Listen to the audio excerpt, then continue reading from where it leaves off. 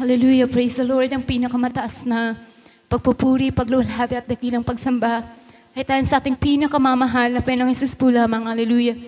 At dobing paggalang po sa ating beloved parents in the Lord sa patuloy pong pag-alaala sa mga mabubuting turo at aral ng ating beloved Honorable Pastor Willis Chad Almeida and beloved Honorable Assistant Pastor Lina C. Almeida at sa pagbati po sa kanilang mga to all the beloved Almeida children po, sa inyo po, sa ating mga beloved preachers, beloved workers, sa inyo po mga minamahal, isang pinagpalang gabi po sa bawat isa sa atin. Hallelujah.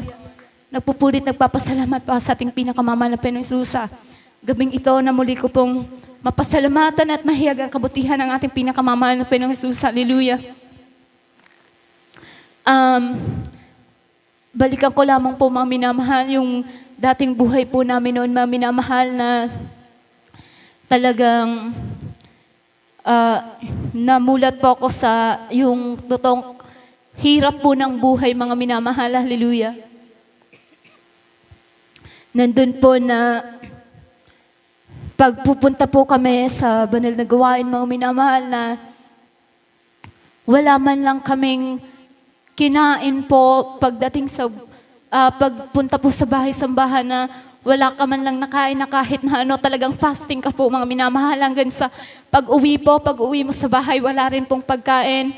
Ngunit, nandun po mga minamahal, sa kabila ng lahat ng yun, hindi mo masyado siyang maano yung hirap po, mga minamahal, kasi pinupuno po ng ating pinakamamahal na Panginoon yung puso namin ng kagalakan. Hallelujah, na hindi mo po maunawaan yung saya kung bakit sobrang saya mo na wala ka na ngang makain, hirap ka na nga sa buhay, pero yung kagalakan po, mga minamahal, nandun sa puso na pinagkaloob ng ating pinakamamahal na Panginoon Hesus. Hallelujah. Na talagang pag naalala ko po yan, talagang may iyak ka sa kabutihan ng mahal na Panginoon Hesus, dahil talagang may time nga po, mga minamahal, na parang nare-recall sa'yo lahat ng kabutihan ng mahal na Panginoon. Minsan naisip ko, sabi ko, mahal na Panginoon, talagang napakabuti mo, dahil nakita ko kung paano mo kami pinag-iingatan, kung paano mo pinoprovide lahat ng pangangailangan namin hanggang sa kasalukuyan. Napakabuti ng ating pinakamamahal na Panginoon Hesus. Hallelujah. At nandun din, mga minamahal, na talagang naalala ko nga po noon na ang damit ko lang po, mga minamahal, isang piraso. Yung damit pa pong yun, yung old na damit na po na pang-choir po, mga minamahal. Ginagamit ko siya pang gawain. Sobrang luma na po, halos dilaw na nga po yung kulay. Tapos may damit po akong isang color white po na meron po siyang eyelet, na yung eyelet na yun, bakal pag binabad mo po siya, mga minamahal, kumakalawang po, nagmamansya sa damit.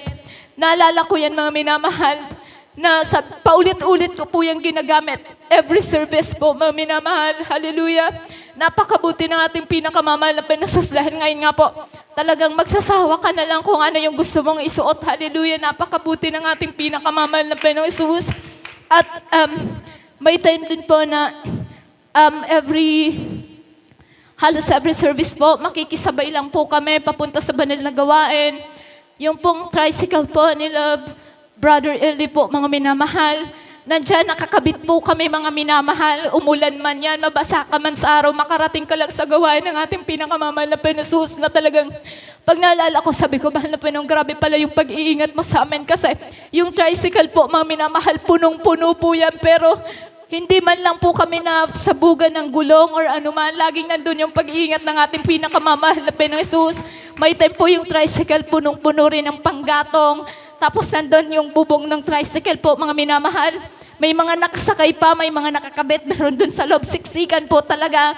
Napakabuti ng ating pinakamamahal na Panginoong Hesus, dahil nandun po na grabe yung paghawak po sa amin ng ating pinakamamahal na Panginoong Hesus. Hallelujah. At pasalamatan ko rin po sa ating pinakamamahal na Panginoong Hesus, mga minamahal. I-share ko po lamang. Dahil nung Wednesday po, habang nagpupuri, parang naalala ko po, mga minamahal, year 2021, talagang dumating po ako sa point na halos ayaw ko na pong pumunta sa banal na gawain. Hallelujah. gusto ko na lang po nasa bahay ako. Ayaw ko na may kausap akong ibang tao, mga minamahal. Gusto ko mag-isa lang po ako. Tapos iyak po ako ng iyak niyan, mga minamahal. Tapos ayaw ko pong pumunta sa banal na gawain. Sabi ko, kung may gawain, magla-livestream na lang ako. Hallelujah. Hanggang sa isang araw po, sabi ko, mahal na Panginoon, parang nag-ano po sa sarili ko na parang gusto ko na lang, mahal na Panginoon, mawala. Yun na lang yung sa isip ko, sinasabi ko sa mahal na Panginoon, parang kunin mo na lang ako, mahal na Panginoon, hallelujah. Nandun nga po, mami naman, ayoko na rin lumalon. Nandun nga po na isang araw, nanalangin na sa ating pinakamamahal na Panginoon, mahal na Panginoon, tulungan mo po ako kasi parang walang ibang tutulong sa akin kundi ikaw, hallelujah. Nandun po na, sabi ko, mahal na Panginoon, gusto ko pag pupunta ako sa gawain mo, wala akong ibang makikita, wala akong ibang maririnig kundi ang kabutihan mo, mahal na Panginoon. Hallelujah, napakabuti ng mahal na Panginoon, mga minamahal. Totoo na kung ano yung pinanalangin ko, hiningi ko sa mahal na Panginoon. Pinagkaloob ng ating pinakamamahal na Panginoong Jesus. Hallelujah, kaya nung Wednesday, naalala ko siya, mga minamahal, na kung paano ako pinagtagumpay ng mahal na Panginoon sa kalagayan na yon. Kaya napakabuti ng ating pinakamamahal na Panginoong Jesus hanggang sa sabi ko, kung paano mo ko mahal na Panginoon sinamahan, inangatan sa mga panahon na yun. Ganun ulit yung ginawa mo sa akin. Ngayon na nagkaroon ako ng karamdaman, mahal na Panginoon, nakita ko kung paano ka kumilos sa buhay ko. Nakita ko kung paano mo ako sinamahan, mahal na Panginoon. Kaya maiyak ka sa kabutihan ng mahal na Panginoon. Hallelujah. Pinapasalamatan ko ang bagay na yan dahil hindi ka karapat-dapat. Sino ka para pakinggan ka ng mahal na Panginoon na sa isang tawag mo? Karaya-kada kayong pagtulong ng ating pinakamamahal na Panginoon. Palalakasin ka. May time na tatakutin ka ng kaaway, pero pag nandiyan tumawag ka sa mahal na Panginoon, yung takot na yun, nawawala, pinapalitan ng mahal na Panginoon ng tapang, ng kalakasan. Hallelujah. Kaya pinapasalamatan ko ang lahat ng bagay na yun sa ating pinakamamahal na Panginoon Jesus. At pasalamatan ko lamang din po, minamahal, na talagang sabi ko nga po, mahal na Panginoon, na kung hindi talaga dahil sa mahal na Panginoon, hindi nyo rin po talaga ako makikita ngayon dito na nakatayo. Hallelujah na. Kaya nga po sa bawat oras or time po na nandito po ako sa banal na gawain, pinasasalamatan ko po yun sa mahal na Panginoon na lagi niya akong dinadala sa kanyang banal na gawain na merong lakas, may buhay. Pinapasalamatan ko yan ng lubos sa ating pinakamamahal na Panginoong Jesus. At pasalamatan ko rin po, maminamahal, na talagang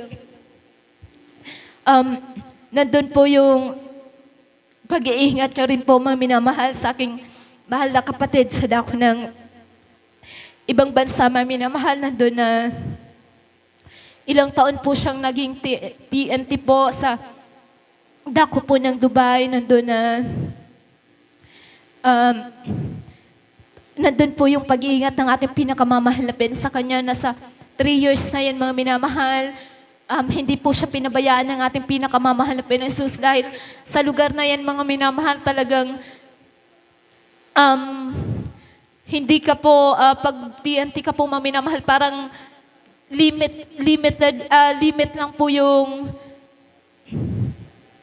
trabaho na makukuha mo.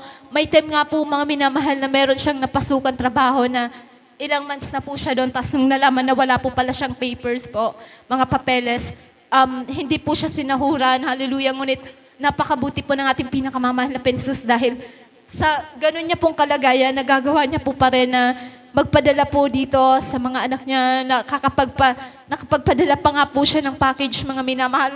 Napakabuti po talaga ng ating pinakamamahal na Jesus dahil hindi po siya pinagkulang man o pinabayaan ng ating pinakamamahal na Jesus. At nito lamang po, maminamahal, pinagpala po siya ng ating pinakamamahal na Jesus na naayos na po yung mga papel niya. Ngayon po, legal na po ulit siya sa bansang Dubai na na nandun po ang paggabay patnubay ng ating pinakamamahal na Panginoong Jesus. Pinapasalamatan ko po yan sa ating pinakamamahal na Panginoong Jesus dahil talagang iba po talaga mga minamahal pag Kristiyano ka kasi kahit sa sobrang hirap ng kalagayan o sitwasyon po mga minamahal, merong laging Diyos na tutulong po sa atin. Hallelujah. Kaya ang mga bagay na yan, pinapasalamatan ko na kumbaga, yung mga bagay na mahirap, pinapagaan ng ating pinakamamahal na Panginoong Jesus. Kaya napakabuti po ng ating pinakamamahal na Panginoong Jesus. At pasalamatan ko lamang din po, minamahal na panahon po nga po na balikan ko lamang po, minamahal na nung bata pa po ako, nung nagkaroon po ako ng sakit na tigdas po na talagang halos ikamatay ko na rin po, mga minamahal, nakalbo po ako at nandun naging butot balat. Ngunit sa habag at awa ng ating pinakamamahal na Panginoong Jesus, sa pangunat panalangin ng ating minamahal ginagalang mahal na pastor, nandun yung kumpletong kagalingan na ipinagkaloob sa atin ng ating pinakamamahal na Panginoong Jesus. At sa bawat karamdaman nga po, mga minamahal, na dumarating sa akin, mga minamahal, or sa pamilya ko man po, sa mga kapatid ko, sa magulang ko, nandun po, mga minamahal, na paglayhans lamang po, pagpupuri sa ating pinakamamahal na Panginoong Jesus. Nandun yung pinapagaling ng ating pinakamamahal na Panginoong Jesus ang aming mga karamdaman, kaya't pinupurit, pinapasalamatan ko po ang mga bagay na yan sa ating pinakamamahal na Panginoong Jesus dahil talagang wala pong kalugihan ang maglingkod sa ating pinakamamahal na Panginoong Jesus. At pasalamatan ko rin po, mga minamahal, may time po noon na where pa po ako, mga minamahal, asad ako po ng main church po kapag kahit nakapag-practice ka po ng Sabado, nakapag-choir practice ka po, then na-late ka po ng Sunday, dapat po kasi before 9 po, 1 hour before po mag-start ang banal na gawain, nandun ka na po, mga minamahal, sa dako ng Amoranto. May time po noon na lagi po akong late kasi po ang layo ng lugar ko po, mga minamahal. Then, sobrang traffic sa lugar na yon. May time po noon na Sunday po, Holy Supper.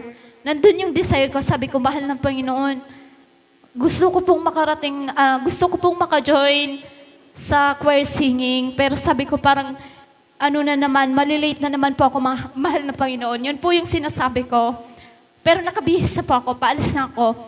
Sabi ko, ano po kayo, mahal na Panginoon, na sa paglabas ko sa gate na to, merong humintong sasakyan, tapos yung sasakyan na yun, mahal na Panginoon, pasakayin ako, ihatid ako sa dako ng Amoranto. Hallelujah.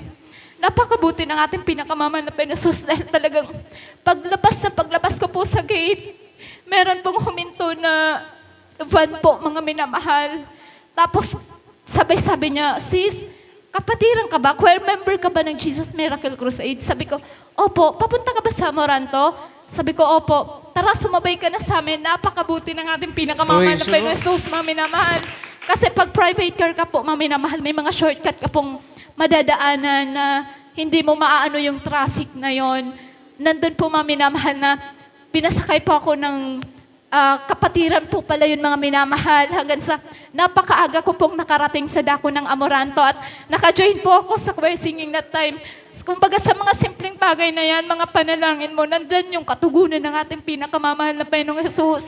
At pinapasalamatan ko po ang mga bagay na yan at pinapasalamatan ko po sa ating pinakamamahal na Panginoong Jesus na ang pagpapalang material, pinasyal, pisikal, higit po ang pagpapalang espiritual, kaya't ang lahat po ng kapurihan, kapasalamatan, dahil sa ating pinakamamahal na Panginoon Jesus po lamang.